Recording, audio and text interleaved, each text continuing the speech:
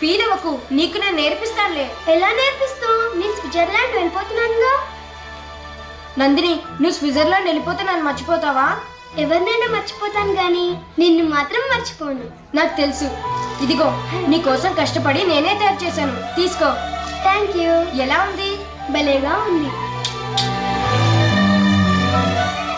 అదంటే నాకు ప్రాణం.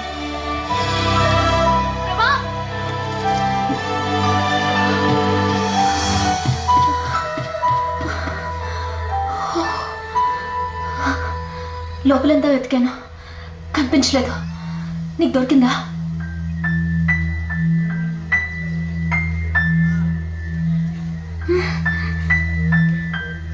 దొరకలేదు.